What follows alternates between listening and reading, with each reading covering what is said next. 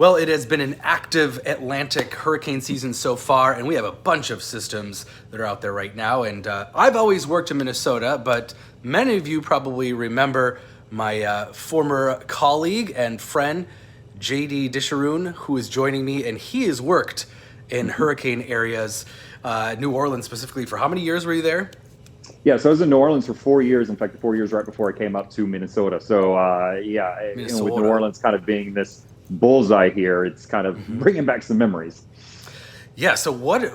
In this Sally is taking aim really at New Orleans at the latest track, right? What's the worst case scenario for a track for New Orleans? So the worst case for New Orleans is if the center of Sally ends up going actually to the west of the city. And the reason for that is it would put on the east side of the storm. We all kind of know that just due to the basics of the way the nature of hurricanes are. The reason in this particular storm it's actually worse than you would think is because Sally's going to be slowing down as it gets towards the northern Gulf Coast and then eventually making the turn. So whoever is on that landfall spot east of the eye is not only going to get the hurricane force winds, for an extended period of time, it's going to get it as that storm curves all the way around it. So it's not just going to be a few hours. We're talking 12 to 24 hours. High-end tropical storm to low-end hurricane force winds, in addition to torrential rain that's going to be measured in feet, not inches. So wherever this goes, it's not good. Yeah, and the average person's always most impressed with winds, which can be very impressive. But I always remind people the biggest problem in a hurricane is storm surge and flooding rains. And it's that combo, especially for much of the Gulf Coast, because so much of it is barely at sea level. And all of us know after Katrina, but you having lived and worked there specifically, New Orleans particularly is in a vulnerable spot for storm surge and flooding. It is. And in fact, they're expecting 7 to 11 feet on the eastern side of the city outside of the levee protection system. And for people who are not familiar with New Orleans, they have a levee protection system that protects the city against that storm surge. And it was obviously beefed up tremendously after Katrina so that failures of those levees wouldn't occur again. However, that's not all of Orleans Parish. That's not all of the New Orleans metro area. So for folks who are outside of that levee system, we're talking a life-threatening storm surge. Anything really over 6 feet is enough to cause extensive damage to property and to life. And that's why for most of Orleans Parish outside of the city of New Orleans levees, they've ordered mandatory evacuations. And one of the reasons for that is, believe it or not, some of the walls that they closed to protect New Orleans would actually trap residents outside. So what a lot of people don't realize is if you're outside that levee protection system, like a lot of people in Venetian Isles and the Irish Bayou to the east of New Orleans are, if they don't heed those mandatory evacuation orders and they choose to stay in their homes, they're trapped because flood walls are closed to protect the city of New Orleans. And that in effect will trap those residents in their homes, not giving them the opportunity. So if they did not leave Sunday evening when those walls closed, it's too late. They're stuck there. So they closed them Sunday evening already in anticipation of because we're talking about Tuesday morning landfall, right? I mean, we're talking landfall, but, Sven, you know this because you've studied the tropics before. The effects of systems occur well before landfall. And, we're already seeing torrential rains along the Gulf Coast, and we're already starting to see some tropical storm force winds make their way towards the Gulf Coast as well. So even though we're not expecting that landfall, the storm is close enough and it's moving slow enough that we're going to continue to see strengthening throughout today. In fact, this storm should strengthen all the way up to landfall. And then we're going to continue to see those rains and flooding rains at that, not only through landfall, but for several days after landfall. So knowing New Orleans geography and pretty well, what are maybe one or two key things that you are particularly looking out for and other hurricane forecasters with this storm before it makes official landfall? What are one or two things that you guys are going to be watching for very carefully? We're going to be watching exactly where that track goes. So if this thing even goes slightly to the west of New Orleans, we're talking prolonged periods of winds over 70 miles per hour. So even though New Orleans has their pump system, that should help a little bit, and I'll get into that more in just a second. We're still talking winds that can take out windows, things like that can pick up objects, make them projectiles. So people really need to stay indoors while this is happening. The other thing we're going to be keeping an eye out is flooding. Even though the storm surge may not make it into the levee protection system, New Orleans is below sea level. They have pumps that have to pump the water out. Now, here's how the pumps work. because of the catch basins, the pumps can take 1 inch of rain in the first hour.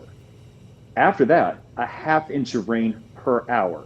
Oh. That's not a lot when you're talking No. a tropical system that's going to be dumping possibly over a foot of rain. Yeah, So that's it really a Minnesota depends. thunderstorm. Yeah. And to be honest with you, the way things have been going in New Orleans, that's a New Orleans thunderstorm in the summertime too. That's why we've heard about so many flooding incidents in the city. But when you're talking days of rain, Yeah. prolonged flooding, pumps can't get the water out, we will see areas and neighborhoods in the city of New Orleans go underwater. The question is going to be, how much water are they going to be under? Because even Yeah. some of these summer thunderstorms, when the pumps back up, even though the thunderstorm's dumping 4 to 5 inches of rain, the area that gets it, the water piles up 2 to 3 feet until it can drain out. Ugh. What? When was the last time New Orleans had this close of a hit? This close of a hit, I believe, was Hurricane Nate, which was, I have to go back because I had to actually leave a wedding to go cover it. And I want to say that was way back in 2017.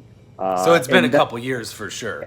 But even then, for Hurricane Nate, it was a very fast-moving system. New Orleans was on the weaker side of the storm, and there wasn't a lot of impacts in the city. To actually see an impact, you got to go all the way back to 2012 with Hurricane Isaac. Yeah, yikes. All right, what else did you want to talk about? You had alluded to something you were going to talk more about with. No, I already did it. That was point 2 with the pumps. Oh, okay. Yeah. Is there anything else you want to mention? I think kind of one of the fun things fun things for us, obviously not for folks watching, but for a lot of folks, including the city of New Orleans and people who are watching this storm kind of came out of nowhere into the Bahamas. Yeah. You know, it was an area to watch. Then it was an invest. Then it was a tropical depression, tropical storm, and now we're thinking hurricane, all since Thursday. So over the span of maybe 4 days here. And so it's just going to show you that this is continuing the trend of this year, where we're seeing these storms form right off the coast and then just move inland. In fact, most of the storms that we've had make landfall in the United States this year, and it's a lot. Counting this one, I believe it will be 7 or 8. So we'll have to kind of fact check that number there. The majority of them actually storms that formed just a few days prior to landfall. Wow. Yeah, and so that's a concern with the storm that we've been tracking for longer too, is this rapid intensification as it gets closer towards shore. And there are several storms lined up behind Sally. And Sally, I think, right, it was the earliest we've ever hit S in the alphabet, beating. I want to say since Cristobal, which is the C storm this year, every storm from C onward has been the earliest that we've hit it this year. Well, and it wasn't even close. It's almost 3 weeks earlier than the previous record. So it could be we might be going into that Greek alphabet. At this point, it's not we might be. We're going to be going into the Greek alphabet. We already have Tropical Depression 20 out in the Atlantic right now. It's most likely going to become Tropical Storm Teddy later on this week. After Teddy, we have 2 more names before we have to get to the Greek alphabet. And if you look we're in at the peak right now, right? Yeah, I was about to say, if you look at the climatological peak of the season, we're in it, which means we're halfway through it, and we've almost already run out of names. Yeah, there's about more than 6 weeks left of hurricane season still. All the way to the end of November. Yikes. And no signs of anything stopping. Those waters are still pretty warm. The waters are warm. The only thing that kept Sally from rapid intensification was the fact that we had wind shear that kind of took the northern half of the storm off while it was into the eastern Gulf of Mexico.